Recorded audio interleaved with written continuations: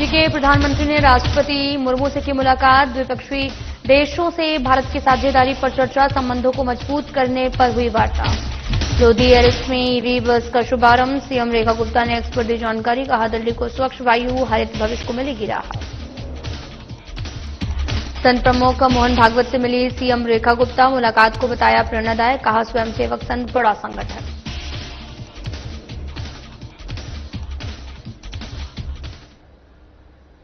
नमस्कार, मैं हूं आपके साथ अंकिता पाल। बुलेटिन की शुरुआत करते हैं। फिजी के प्रधानमंत्री सिटिवेनी राबुका ने राष्ट्रपति द्रौपदी मुर्मू से मुलाकात की है। इस दौरान राष्ट्रपति मुर्मू ने कहा कि भारत प्रशांत क्षेत्र की द्विपक्षीय देशों के साथ में अपने संबंधों को विकास साझेदारी को मजबूत करने के लिए प्रतिबद्ध है। उन्होंने ये भी कहा कि फिजी इस साझेदारी में एक विशेष साझेदार है। भारत और फिजी के बीच के रिश्ते द्विपक्षीय सहयोग, व्यापार और विकास परियोजनाओं के क्षेत्र में लगातार मजबूत हो रहे हैं।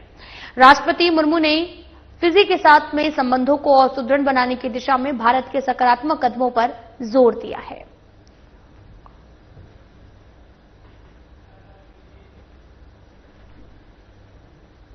दिल्ली की मुख्यमंत्री रेखा गुप्ता ने सोशल मीडिया एक्स पर लिखा कि लोधी एयरलिफ्ट स्थित सरदार पटेल विद्यालय में इलेक्ट्रिक स्कूटर और साथ ही बस सेवा का शुभारंभ किया है और इस अवसर पर उपराज्यपाल विनय कुमार सक्सेना जी और सांसद बासुरी स्वराज की गरिमामय उपस्थिति रही।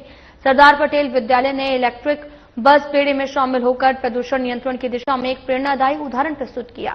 इस कदम से बच्चों की यात्रा और भी सुरक्षित और आधुनिक होगी, साथ ही दिल्ली को स्वच्छ वायु और हरित भविष्य की राह मिलेगी। विद्यालय के इस उपलब्धि पर प्रधानाचार्य, प्रबंधन और समर्पित अध्यापकगण विशेष प्रशंसा के पात्र हैं। साथ ही प्रधानमंत्री नरेंद्र मोदी जी के नेतृत्व में आज पूरा देश हरित भारत, स्वच्छ भारत के संकल्प को आगे बढ़ा रहा। देश को इस पूरे विश्व की धरती का किंग बना दें, रानी बना दें। और आज जब मैं सरदार पटेल के इस प्रांगण में आकर के देख रही हूं कैसे छोटी से छोटी चीज को, छोटे से छोटे विषय को आपने इन बच्चों की रगों में डाला है। हजारों बच्चे हर साल यहां से अपना स्कूलिंग करके निकलते होंगे, पर आपने जिस शिद्दत के साथ इन बच्चों को तैयार किया है, आई एम श्योर कि ये सारे जितने भी आपके एलुमनाइज हैं, देश में जहां जहां भी होंगे, वहां पे जरूर मातृभूमि का और भारत माता का सम्मान बढ़ा रहे होंगे। भाई, ये जो तुम ऐसे कर रहे हो ना, डोज नहीं मिल रही। हम नेताओं को एक बार ताली सुनने की आदत होती है।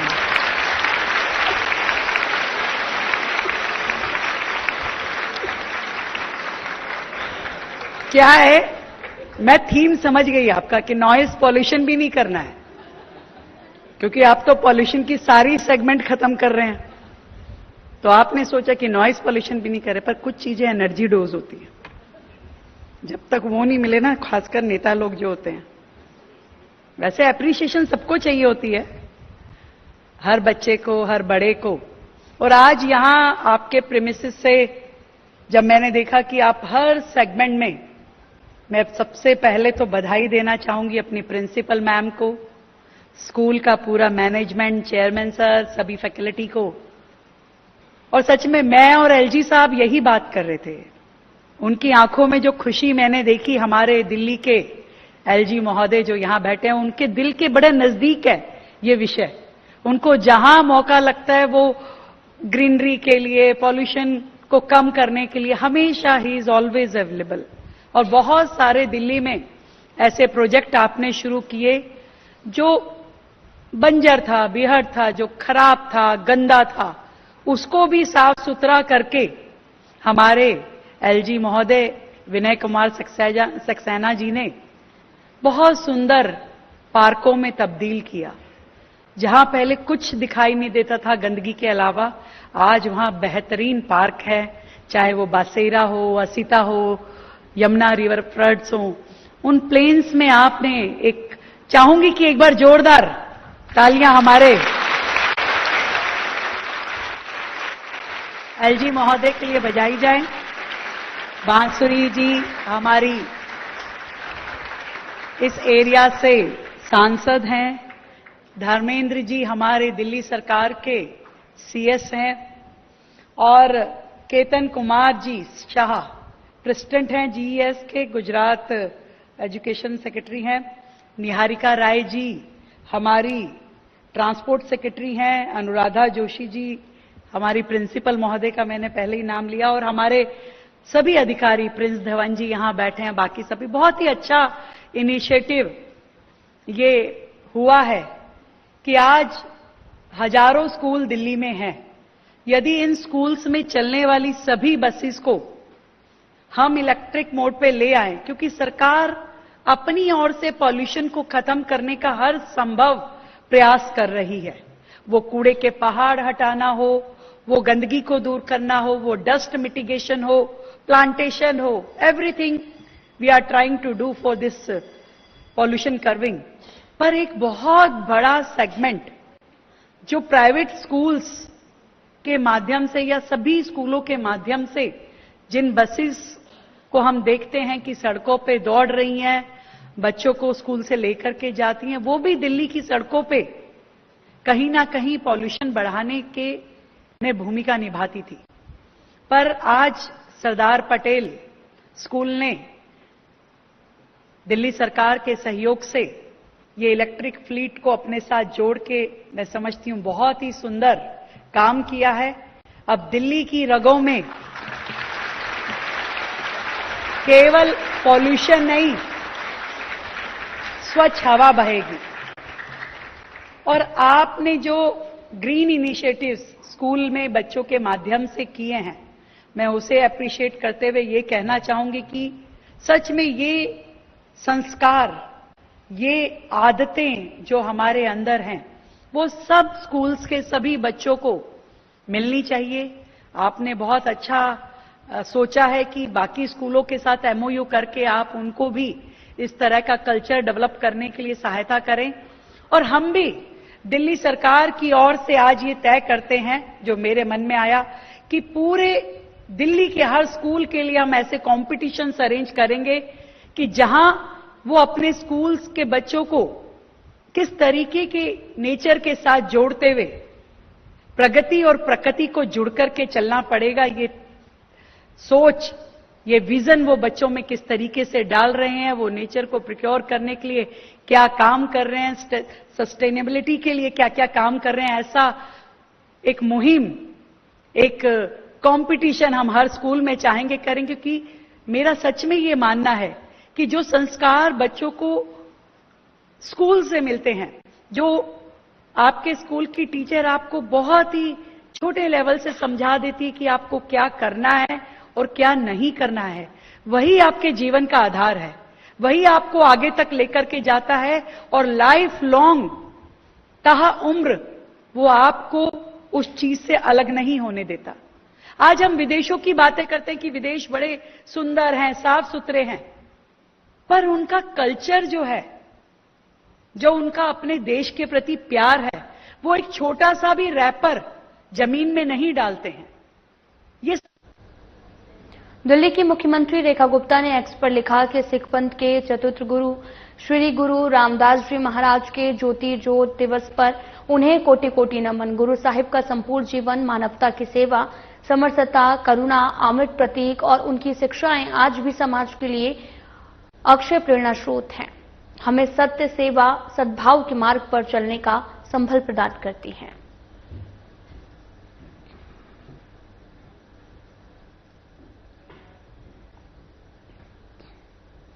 दिल्ली की मुख्यमंत्री रेखा ने राष्ट्रीय स्वयंसेवक संघ के सरसंचालक डॉक्टर मोहन भागवत के भेंट की और उनका मार्गदर्शन प्राप्त किया।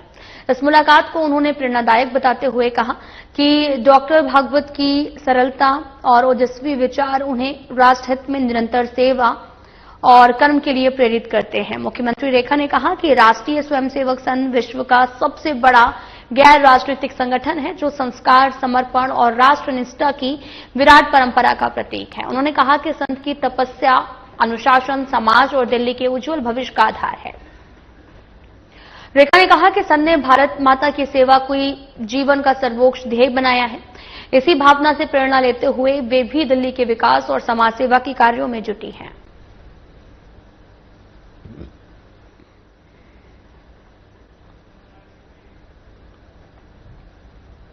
केंद्रीय मंत्री मनसुख मंडाविया ने दिल्ली में आगामी हॉकी पुरुष एशिया कप 2025 की ट्रॉफी का अनावरण किया और इस महत्वपूर्ण आयोजन के 12वें संस्करण का आयोजन किया। 29 अगस्त से 7 सितंबर 2025 तक बिहार के राजगीर हॉकी स्टेडियम में किया जाएगा और इस ट्रॉफी का अनावरण करते हुए मनसुख मंडाविया ने कहा कि हॉकी एशिया कप एशिया के सबसे प्रतिष्ठित और सम्मानित टूर्नामेंट्स में से एक है। ये भारतीय हॉकी के लिए एक बड़ी उपलब्धि भी है और उन्होंने इस टूर्नामेंट के सफल आयोजन के लिए बिहार राज्य के प्रशासन और आयोजकों की सराहना की है।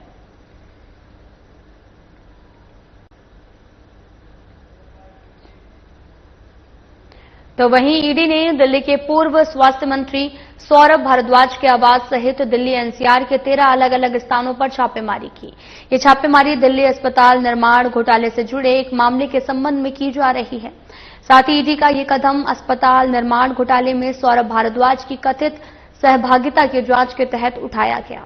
अधिकारियों ने कहा, जांच का उद्देश्य घोटाले में शामिल सभी आरोपियों तक पहुंच बनाना है, मामले में अनियमितताओं को सामने लाना। ईडी द्वारा दिल्ली और इसके आसपास के क्षेत्रों में 13 अलग अलग स्थानों पर छापे मारे गए, जिनमें सौरभ भारद्वाज के आवास सहित अन्य कथित ठिकानों को भी निशाना बनाया गया।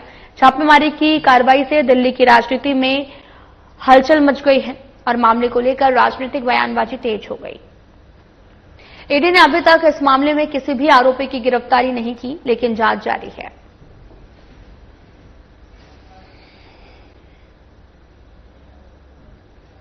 दिल्ली में आप के नेता और पूर्व मंत्री सौरभ भारद्वाज के घर ईडी ने छापेमारी की और बताया गया कि ईडी ने 13 जगहों पर छापेमारी की है। अस्पताल निर्माण से जुड़े भ्रष्टाचार के आरोप को लेकर ईडी ने यह छापेमारी की है। आप नेता सौरभ भारद्वाज के खिलाफ ईडी की छापेमारी पर दिल्ली के मंत्री मनजिंदर सिंह सिरसा ने कहा कि अस्पताल निर्माण घोटाले के सिलसिले में ईडी ने आप नेता सौरभ भारद्वाज के आवास पर छापेमारी की। 13 अस्पतालों के निर्माण के नाम पर हजारों करोड़ का भ्रष्टाचार किया गया। आप पंजाब में जाकर दोनों हाथों से पंजाब को लूट रही है। मैं ईडी की इस कार्रवाई का स्वागत करता हूं। करोड़ के इक्विपमेंट्स लाके दिल्ली ने आज सौरभ भारद्वाज, जो कि आम आदमी पार्टी दिल्ली के अध्यक्ष भी हैं और पूर्व में मंत्री भी रहे हैं, हॉस्पिटल घोटाले में उनके यहां रेड करें। क्या है हॉस्पिटल घोटाला? हजारों करोड़ रुपया 13 हॉस्पिटल्स के नाम के ऊपर कंस्ट्रक्शन में घोटाला किया, इक्विपमेंट्स खरीदने में घोटाला किया। ये बड़ा घोटाला आम आदमी पार्टी ने अपने 10 साल के कार्यकाल में कहा। भाजपा बार बार ही कह रही थी, इसमें एसीबी भी अब इन्वेस्टिगेशन कर रही है और बड़ा स्पष्ट है, कई हॉस्पिटल तो चले ही नहीं। कई हॉस्पिटल्स के अंदर हजारों करोड़ के इक्विपमेंट्स लाके डंप कर दिए क्योंकि वो चलने लायक नहीं थे। और ये काम रुका नहीं अभी भी। अभी यही पार्टी पंजाब में जाकर इसी तरह से वहां पर भी चेहरा बदलकर लूटने का काम कर रही है। जिस दिन से आम आदमी पार्टी की दिल्ली से सरकार गई है, आम आदमी पार्टी के सभी वो लुटेरे लीडर जो दिल्ली के अलग अलग जेलों में बंद रहे, अलग अलग केसों में, सभी पंजाब में जाकर डेरे डाले हुए हैं और पंजाब को भी दोनों हाथों से लूट रहे हैं। मैं पंजाब सरकार के अफसर साहिबानों से आग्रह करना चाहता हूं, आप इनकी इस लूट में साथ मत दें, वरना इन सब के ऊपर कार्रवाइयां आप पर भी होंगी जब ये सारे घोटाले सामने आएंगे। मैं ईडी की इस कार्रवाई का जहां वेलकम करता हूं, वही उम्मीद करता हूं कि जो पंजाब में भी घोटाले हो रहे हैं, सरकार और ईडी तुरंत उन पर भी कार्रवाई करेगी। दिल्ली के तमाम न्यायालय परिसर में वकील हड़ताल पर बैठे हैं। दिल्ली के अलग अलग न्यायालय परिसर में वकीलों का आक्रोश दिखाई दे रहा। वकीलों ने पूरी तरीके से अपना कामकाज ठप कर रखा है, जिस कारण न्यायिक व्यवस्था भी बाधित हुई नजर आई। दरअसल बीते दिनों दिल्ली के उपराज्यपाल ने एक आदेश जारी किया है। इस आदेश के तहत अब किसी तरह के आपराधिक मामले में दिल्ली पुलिस को कोर्ट में शारीरिक तौर पर पेश होने को लेकर बड़ी छूट दी गई है। इस आदेश के बाद अब दिल्ली पुलिस ने कर्मचारी वीडियो कॉन्फ्रेंसिंग के माध्यम से पेश हो सकेंगे। इसी मुद्दे को लेकर दिल्ली के कई न्यायालय परिसर में अपनी सेवा दे रहे अधिवक्ताओं का आक्रोश देखा जा रहा।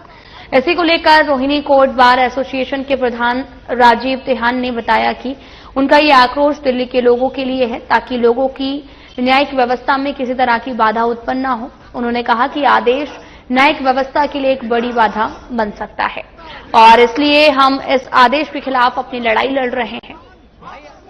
जब तक सरकार ये आदेश वापस नहीं लेती तब तक उनका ये विरोध प्रदर्शन जारी रहेगा। मेरा नाम राजीव तेलान है। मैं रोहिणी, जो हमारी डिस्ट्रिक्ट कोर्ट में हमारी bar association, Rohini court bar association, उसका प्रेसिडेंट हूं मैं। और मेरे साथ जो है हमारे सेक्रेटरी साहब है प्रदीप खत्री जी, वाइस प्रेसिडेंट है मूलचंद वर्मा जी, ज्वाइंट सेक्रेटरी है परविंदर बाज जी, और बाकी पदाधिकारी हमारे साथ हैं सारे। हमारा सबका इशू है, पूरी दिल्ली की जो है वो इशू ये है कि 13 तारीख को दिल्ली के एलजी साहब ने एक नोटिफिकेशन जारी किया है जिसमें ये कहा है कि दिल्ली के 226 जो पुलिस स्टेशन है वो अपनी सारी एविडेंस, सारी प्रोसीडिंग जो है वो थानों से करेंगे, वीसी के थ्रू, वर्चुअल माध्यम से जो है वो अपनी हियरिंग सारी चीजें करेंगे, वो एविडेंस भी रिकॉर्ड होंगी और चीजें भी। जिस पे हमें ऐतराज है, ये असंवैधानिक है, इससे जो है ट्रायल फेयर नहीं होगी। आप मुंडका टोल प्लाजा पर ग्रामवासियों का प्रदर्शन जारी है। यूईआर 2 पर लगे टोल को हटाने की मांग पर सड़क पर हजारों ग्रामवासी उतर गए हैं। आसपास के करीब 20 गांव के लोग टोल का विरोध कर रहे हैं। मौके पर भारी संख्या में पुलिस बल की तैनाती की गई। प्रदर्शन में ग्रामवासियों के बीच में पहुंचे एडिशनल डीसीपी चैतन्य नर्रा और साथ स्थानीय विधायक गजेंद्र दराल, दोनों से बातचीत के बाद प्रदर्शनकारी ग्रामवासी वापस लौटे और आधार कार्ड दिखाकर टोल से गुजरने की ग्रामवासियों को अनुमति दी।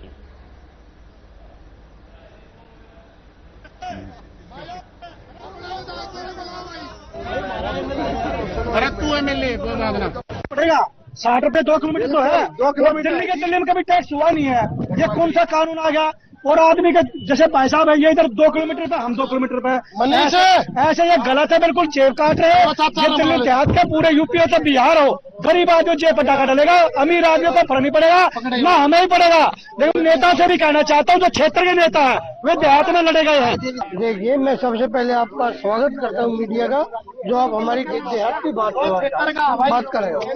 सबसे पहले मैं आज तक चुप रही हो, अरे रुको भाई, आज तक जितने भी हाईवे बने हैं दिल्ली में कोई भी टोल नहीं लगा है। दिल्ली छोटा सा एरिया है, पूरा 50-60 किलोमीटर का दायरा है दिल्ली का, और दिल्ली की जमीन चली गई। और दिल्ली का छोटा जो एरिया है, हम तो ये चाहते हैं दिल्ली में टोल टैक्स हो ही नहीं हाईवे का। दिल्ली में हाईवे का क्या काम? दिल्ली में तो टोल टैक्स नहीं होना चाहिए। हमारे दिल्ली वासियों, हमारी मेन मांग है कि दिल्ली में टोल टैक्स ना दिल्ली से बाहर करो।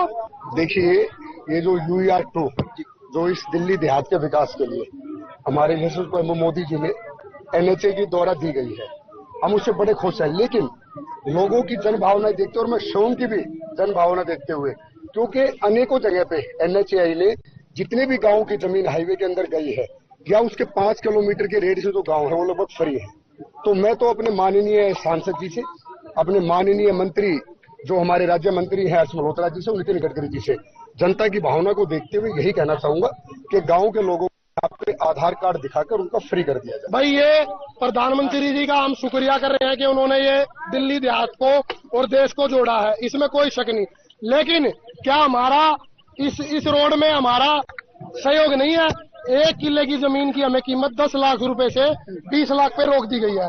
अगर आप उस जमीन को हम वापस लेना चाहें तो 20 करोड़ में भी हमें नहीं मिलेगी।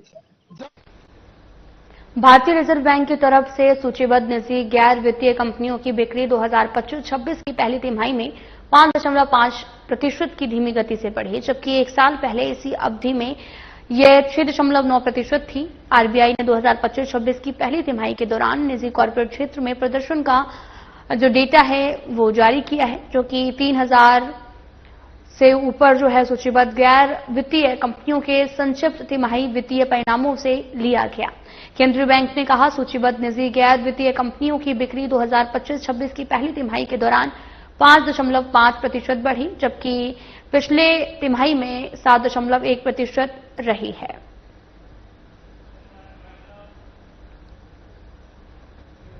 फिलहाल बुलेटिन में इतना ही। नमस्कार।